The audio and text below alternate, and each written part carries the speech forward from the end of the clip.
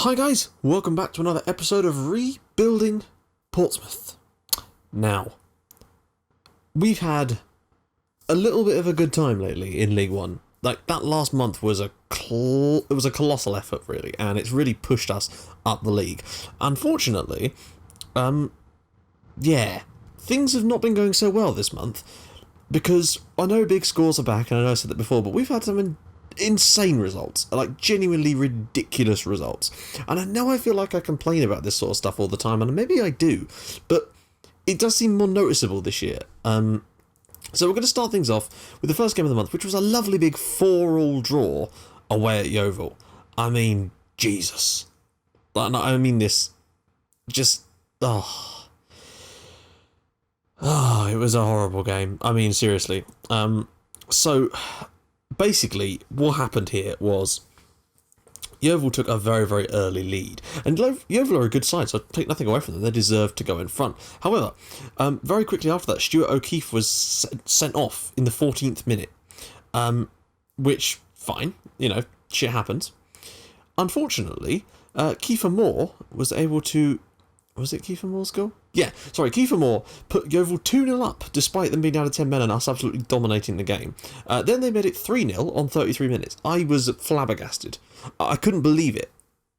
Because these weren't clear-cut chances, they were just goals. They just went in. Lots of goalkeeping errors, as you'll see more of, definitely, throughout this. And it was just plain stupid.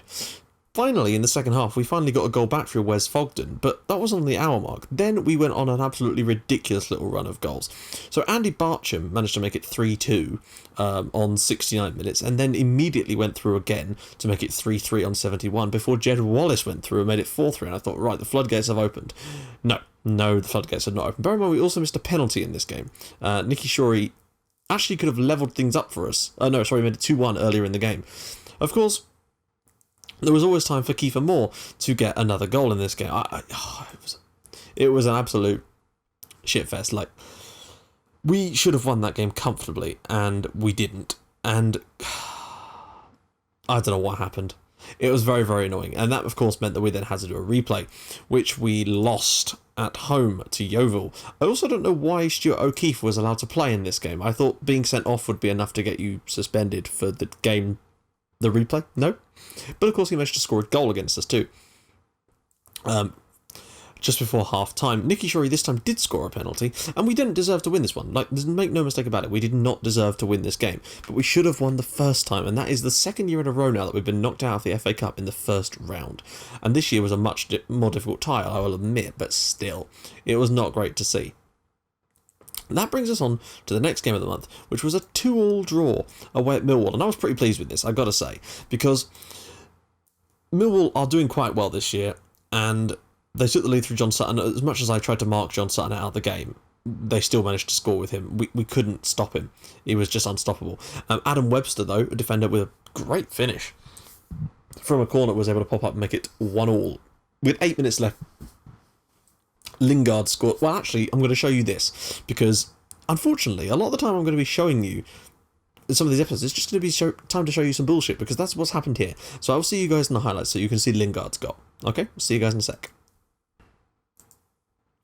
Right, here we are. So essentially, very early on in the game, the ball eventually comes loose to Sutton in the box. Don't know how he was able to get himself free like that, but he was. I'm just going to slow this down a little bit. I always seem to have that set a little too high. That's better. Right. No, we don't need to see it again. Alright, we will have to watch it again anyway. But basically, yeah, it was a strange one. Like, we were away from home, so I can't be too annoyed at getting a point here. But look, the marking. Great finish from Sutton, though, gotta say. And you'll see that, although they had more chances, they actually had less clear-cut chances than us. We created 4. And a lot of the time, that means nothing. It just seems that you can have a lot of clear-cut chances and not do anything. This was Webster's goal. It was a great finish here. And is that Neil Etheridge in goal for Millwall? I'm pretty certain he's the guy that's Filipino and used to play for Fulham. He was like the Philippines national team goalkeeper, I think. It might be a different guy, but if that is Neil Etheridge, then fair play. This was Lingard's goal. Now watch this. The ball is basically played back to Lingard here eventually, after it's headed away. And I don't know what Paul Jones is doing here. Lingard just sort of clumps this in, and Jones just sort of walks out of his goal and allows the ball to just rise over his head and go straight into the net. What is that crap? Like, this is happening so often. You're going to see in St. Pauli tomorrow, there's some utter shite occurring in the game against Wolfsburg. Just everything is just so... The goalkeeping is so bad. Anyway, and a great equalising header, of course, from Jack Watmore was able to give us a 2-2 draw, which I will take, because we probably didn't deserve it. Although, we might clear cuts, maybe we did. That's the thing. This was the most disappointing result of the lot, though. We had a good couple of games against some slightly lesser sides in the league now, against the likes of Donny, and I think we had the McDonald's in the next game. We were unable to beat Doncaster here. Unlike, we weren't spectacularly good against them. It can't be said that we were, like, awe-inspiringly brilliant, but we definitely deserved the win. They had one shot on target, and it was their goal. It was a header from a corner, and that was it. Luke McCulloch equalised, bang, nothing. Also, Miles Story is out for 6 weeks as a result of an injury in this game. And, you know, the injuries in this save haven't been so bad, but the St. Pauli one, it's ridiculous. I've got 17 players injured in the St. Pauli save, so that's always good to see. That is across the entire team, but still, it's ridiculous. We probably could have done better, but Jed Wallace, at least scoring, and he's phenomenal. He's going to go far in real life, I can tell. He's a cracking player, and he's going to be with us for a long time in this series, I can certainly tell you that for sure. And our last game of the month was very, very disappointing. Like, genuinely gut-wrenchingly disappointing. For many reasons. Firstly, we lost at home to the McDonald's. And I don't know where the discipline went in this game. We got 6 yellow cards, and Wallace got himself sent off in the 94th minute, I think. Yeah. Which means he's now going to be out for 3 games as well. Which I guess will give Barkhausen and Dissels a chance to play, but still, it's ridiculous. We deserve to win this one as well. Clear-cut chances, I think we were 3-0 winners on clear-cuts. Doesn't mean a thing. I don't know what to do anymore. We're better than other people in most games. We create more chances than them, and yet we're not winning all of a sudden. I don't know whether that's changed with the update, but it just seems that suddenly this month things have just turned off. And when you look at the form we were in, all of a sudden, boom, nothing. You just can't do anything. And it's really, really strange. Maybe I just need to take another look at my tactics and hope that we can try and get back on the horse in December, because there's obviously going to be quite a few games in December, you'd probably think. Now, all this leaves us 3 points out of the playoffs, so we didn't drop too far, but we had some really good winnable games in there. The one against Donny and the one against Milton Keynes were absolutely massive chances for us to go and take some points, but we didn't. And had we taken those, we'd have been right up here with Yeovil and Mansfield in those playoff spots, and that is the most gutting thing about it. Look at Doncaster. They took a point at Fratton Park. They've only got 8 points all season. Joke.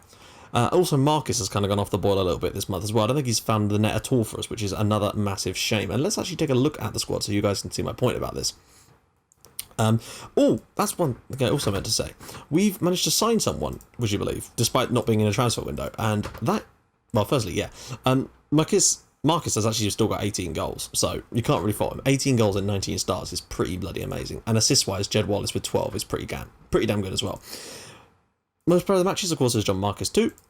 Pass rating, well, that's Wes Fogden. He's doing a very good job in there, and I'm really, really pleased with him. Cards-wise, we're not being too bad on the discipline, though we did have that little bit of a lapse in the game against the McDonald's. I don't know what went wrong. And, of course, the only red card is Jed Wallace's, and the average rating, of course, is Barcham, surprisingly, is our best player average rating-wise. Now, what I wanted to say... Right, here's the guy. Raheem Hanley. We were offered him by an agent, and I generally don't do anything with that kind of crap, because usually they're just offering you shit. But he was better than Nicky Shorey. He's not a bad player, to be honest, and he is only 21 years old, and we got him for free in the free transfer window, so I couldn't resist basically picking him up.